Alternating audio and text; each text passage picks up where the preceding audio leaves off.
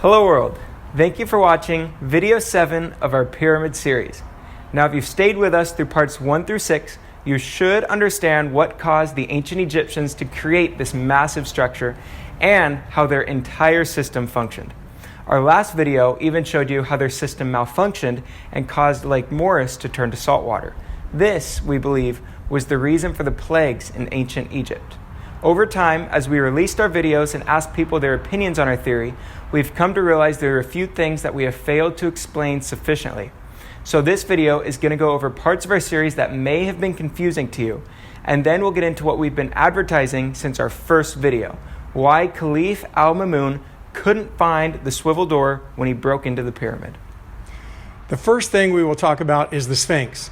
The Sphinx wasn't built out of blocks like the pyramid. It was physically carved out of the Giza Plateau. The pharaohs would have instructed men to carve down the Giza Plateau and leave an area in the middle of the carving as a block. They would have then shaped that block into what we know today as the Sphinx. That was the easiest way we thought to illustrate how the Sphinx came to be. The Egyptians were known for carving and building statues of immense size and with perfect proportions. There is no shortage of examples proving this. This proves that the disproportional shape of the Sphinx was at least known and accepted by the pharaohs, meaning that perhaps the Sphinx was different than all other monuments.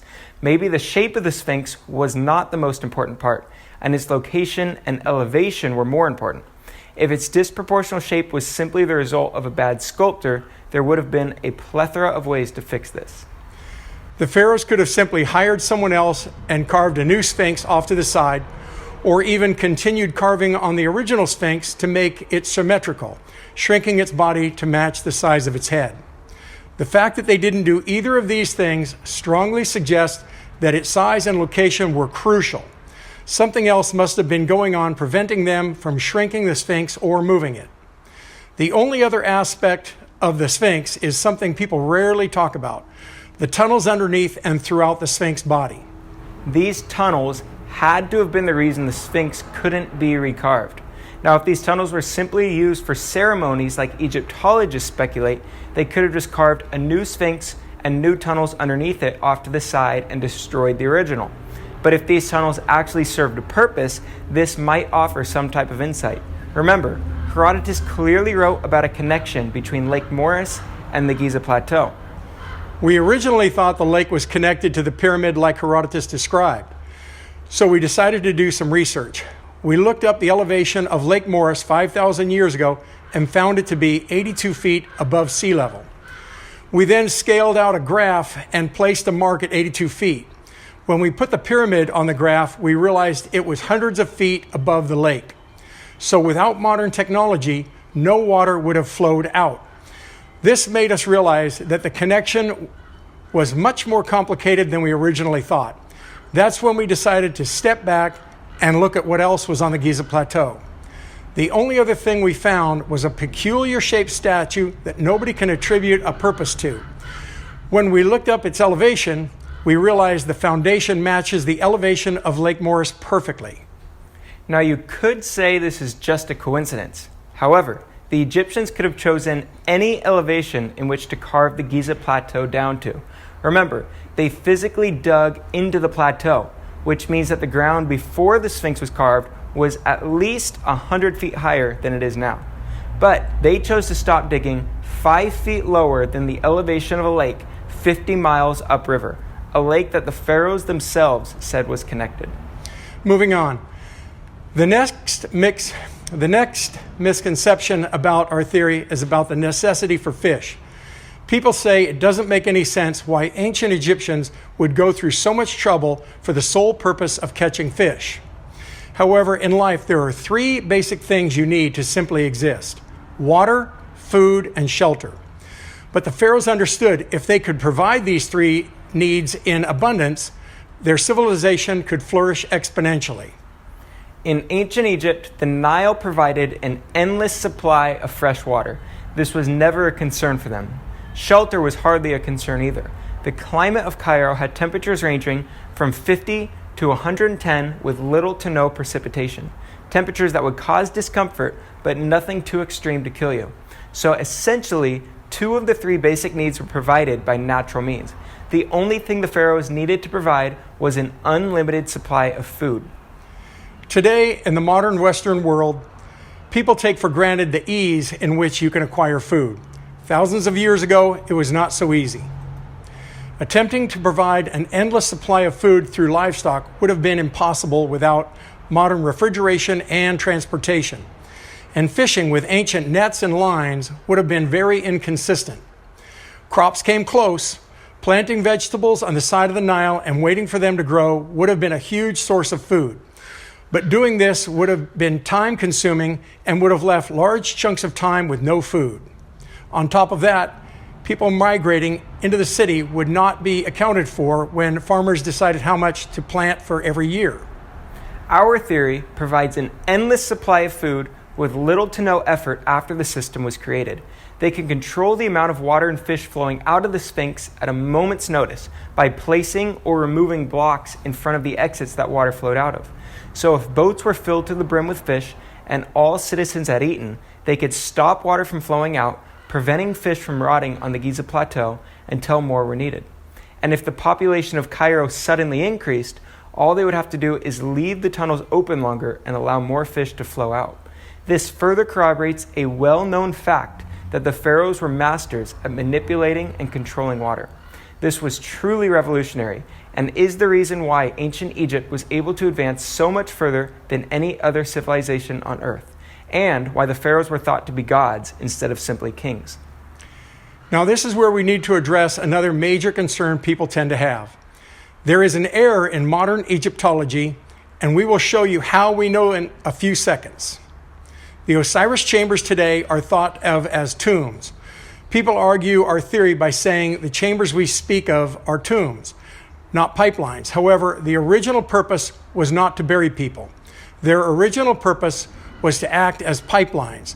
Only after the system stopped working did they convert the massive underground chambers into burial grounds. How do we know these chambers weren't always tombs, you ask? We have proof. That proof is the reason our board looks different today. Now, before we continue, let me state that this pyramid is obviously not to scale with the rest of our drawings. If the pyramid was placed to scale, it would sit up here at these marks, roughly 230 feet above sea level. We've blown up the north face of the pyramid large enough for you to easily see it on a small screen, and we've done this to show you the water stains. We mentioned this in a previous video, but people seem to have not understood the significance of this earth-shattering discovery. There is physical, undeniable proof that water flowed through the pyramid, and for all modern human history, people have remained ignorant to this fact. This information is so unheard of that when we posted a comment on an ancient Egyptian subreddit asking if anybody else has noticed the water stains, the post was removed for being inaccurate and conspiratorial. So for the purpose of this video, we are going to ignore the vast amount of written descriptions describing water flowing through the pyramid. We are going to ignore the inscription in the pyramid that says water came out. We are going to ignore the corrosion and mold in the subchamber. If you want to learn about all of these, please go back and watch the rest of our series.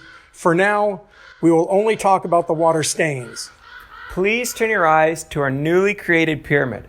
This is what the pyramid looked like 5,000 years ago. It was smooth and white. They spread some type of plaster on the outside of it to make it appear perfect. This, however, is what the pyramid looks like today.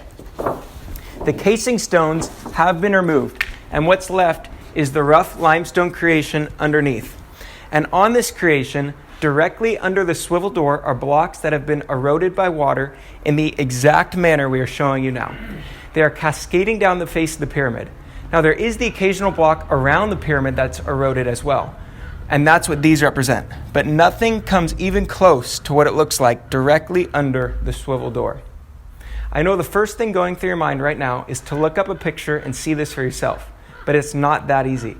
Have you ever been out in the desert and looked up at the night sky? You can see what appears to be every star in the galaxy. The sky is lit up in ways you couldn't believe. The colors of the Milky Way are indescribable. But then if you aim your camera up and take a picture of it, you can't even see half the stars you know are there. Now, think about the Grand Canyon in the United States. Looking at a picture of it can't even come close to comparing to the experience of standing on the edge, staring at it. So yes, you can see these water stains in pictures, but the Great Pyramid is 750 feet long and 480 feet tall.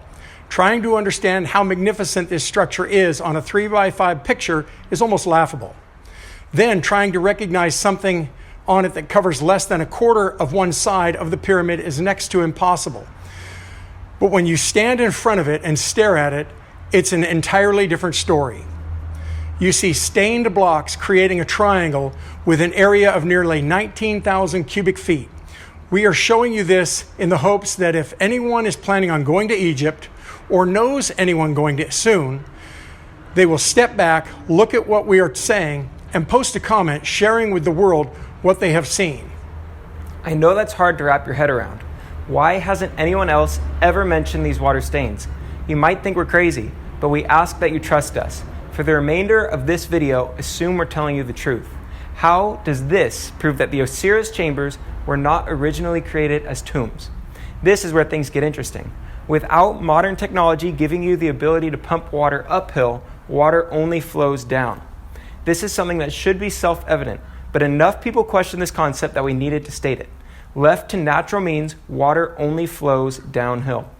This means that if water did in fact flow through the pyramid, which we proved by the water stains, it would need to be connected to a water source higher than the swivel door where the stains are located. We know it wasn't Lake Moeris. The elevation of ancient Lake Moeris is the same elevation as the base of the Sphinx, so we need to go higher. Aswan's elevation is roughly 100 feet higher than the foundation of the Great Pyramid, meaning this location is the most logical location for a pipeline.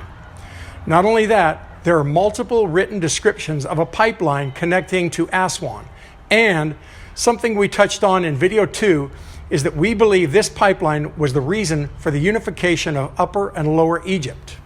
In a previous video, we showed you that Herodotus wrote about a tunnel in Aswan providing water to Giza.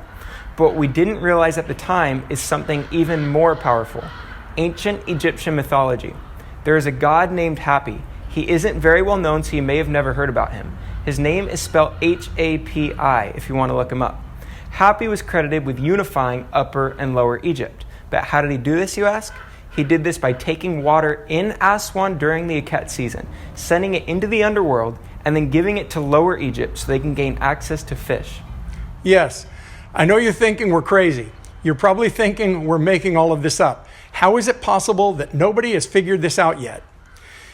If there was really water stains on the pyramid, written description of a pipeline in Aswan, and actual Egyptian mythology describing floodwater passing underground to Lower Egypt providing fish, why is this still a mystery? And to be honest with you, we don't know. Egyptologists would rather remain willfully ignorant to all these facts. We may never know why, but we do have a theory. The pyramid, like we stated earlier, is 750 feet long and 480 feet tall. To say that the pyramid proves ancient Egyptians had advanced technology and to show how it separated hydrogen molecules gives a reason for the pyramid that matches its size. Our theory, however, does not. In our theory, the pyramid essentially did nothing.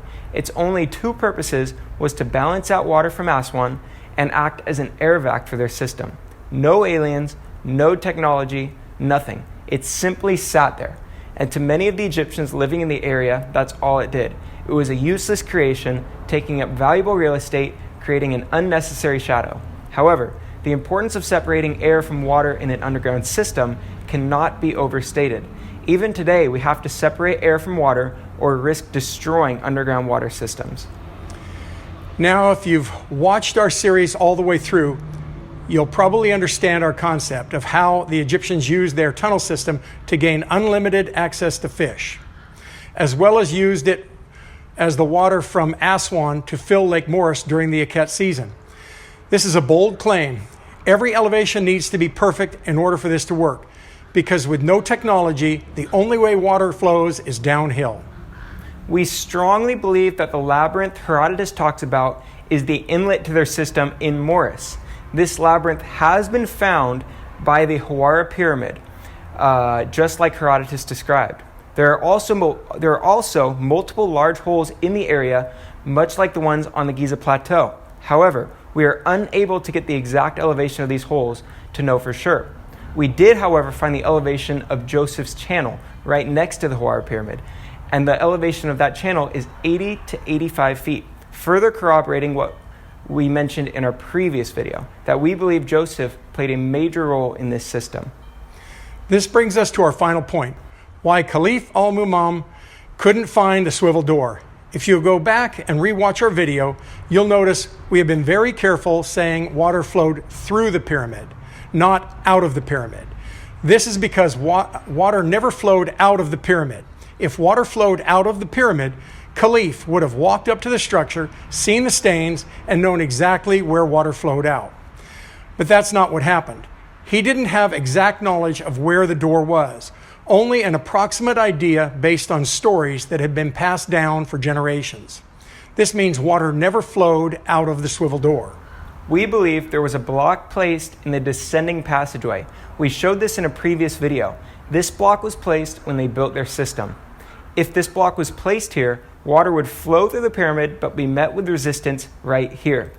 At this point, water would leak into the rest of the pyramid as it found its way through cracks and separations between the blocks down to the ground.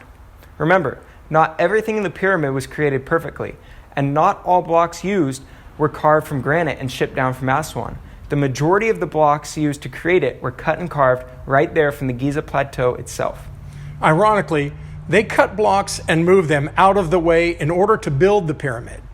And then these blocks were put in place. They had separations between them ranging from several inches to several feet. And these imperfections would have allowed water to leak down between the blocks and stain them. However, the blocks used to create the chambers and the casing stones themselves were carved and placed perfectly. This would cause water stains behind the casing stones, but never allow water to reach outside of the pyramid and stain its face. And when Chalif Al Ma'mun broke into the pyramid, he didn't find the swivel door. It took hundreds of years for someone else to find it. If the swivel door was accessible and as easy to get to as simply walking up the descending passageway and pushing it open, he would have been the first person to find it. But that simply wasn't the case. He didn't find it, meaning the swivel door had to be blocked off. I hope this video was beneficial and interesting for you to watch. Please let us know if anything else you have heard of us saying confuses you, and we'll be happy to address it. We also mentioned in our first video that we would reveal what was buried in the sarcophagus of the king's chamber.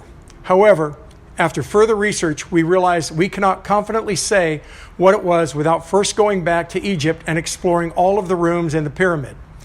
When we were last there, we were denied access to certain rooms by the Egyptian army, and this hindered our ability to confirm our hypothesis. Also, stay tuned for our next video. We're going to provide an illustration of the system behind us by turning our special effects into real pipelines to show you that water does in fact flow the way we have described, and show how ocean water would have contaminated Lake Moeris, causing the destruction of the Old Kingdom, confirming the validity of the Ipuwer Papyrus in the Leiden Museum in Holland. Thank you.